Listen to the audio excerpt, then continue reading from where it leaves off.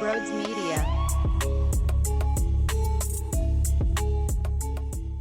When you listen to him speak, it's pretty obvious he's all business. He sounds like a pro. He sounds like someone who's already thought about what he wants to do with certain players. When he was asked about Tyrese Maxey, I mean, what he already visualized, I don't know what invisualized is, but visualized is a dude who could be put in the pick and roll more and then forced to have to facilitate, forced to have to create.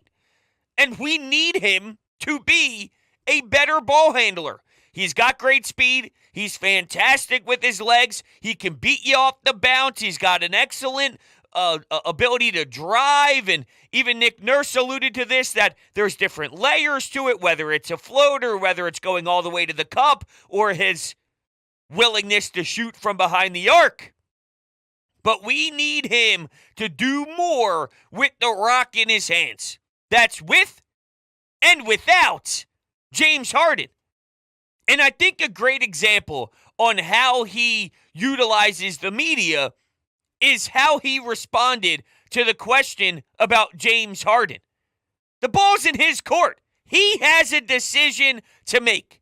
Now, apparently, both parties have spoken, but it's about winning. Do you want to win? And he has a decision to make.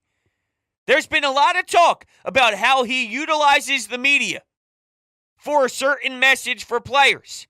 He mentioned communication. A big part of that, too, is communicating with these guys. But we know there's something to be said about what he did in Toronto, whether it's Gary Trent Jr., whether it's Pascal Siakam. I don't have an issue with it. You're playing with a line, but Nick Nurse is highly regarded as one of the better coaches in the league. He's done this for a long period of time, utilizing that method. And for every story that you hear that's negative, there's someone like Fred VanVleet who basically goes, I want to play for this guy. It's deeper than just basketball. There's a relationship there and a bond that's way more than just the sport. So he's doing something right with the way he goes about his business and the way that he decides to call out guys or to try and get more out of certain guys. Who am I to judge?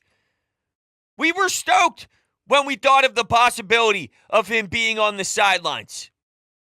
One word he used to describe his defense, though, that I know a lot of fans are going to love, and quite frankly, when he said it, my ears perked up, called it nasty. We're going to have to get nasty. Woo-hoo!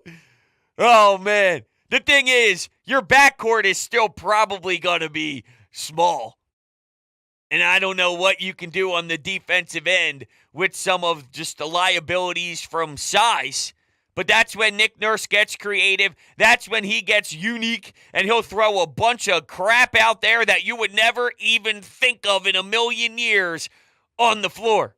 You might see, not really, I'm just being a sarcastic son of a bitch, but you might see Paul Reed, Montrezl Harrell, Dwayne Dedmon, PJ Tucker, Tyrese Maxey. You said pick and roll, right, Coach? Pick your poison. Which guy you got to pick and roll with to distribute the basketball, Maxey? You need to get better at passing. You got to get better at creating. Here's 4 guys. Find a way to pick and roll and find somebody. Even though all the other guys stink in so many different areas. There's no spacing on the floor.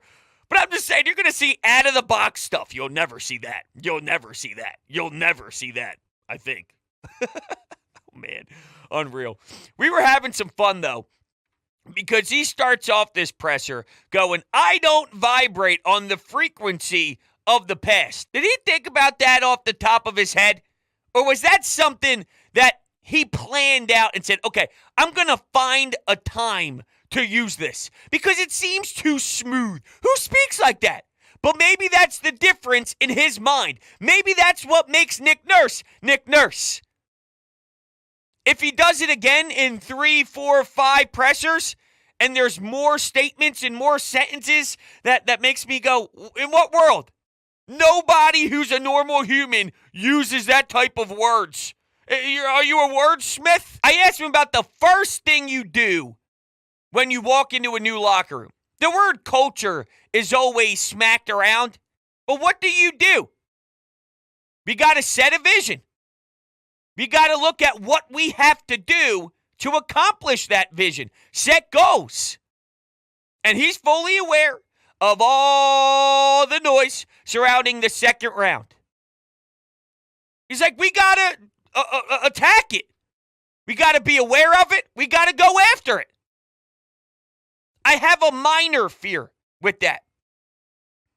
Not that he's wrong, but there's such a big emphasis on second round, getting out of the second round. I don't want that to be the goal. The goal is to win a championship. And Daryl Morey stated that when the season ended because he was pushed a bunch of times about not getting out of the second round. Why are you here? What were you brought in to do if you are falling in the same exact spot as Brett Brown did before you got here? What's the purpose? And he starts off by talking about that second round, but he goes, hold on a second. It's about the championship. I want to win a title. Now, Nick Nurse, I think, is savvy enough to find a way to do both. If there's a vision and there's a set of goals, if one of the goals is set to get out of the second round with there being more goals after, then I think that's okay. But we know, and this fan base knows, that we head into next year thinking that nothing matters except for a possible Eastern Conference Finals. We just got to make sure that the hunger runs deeper than that.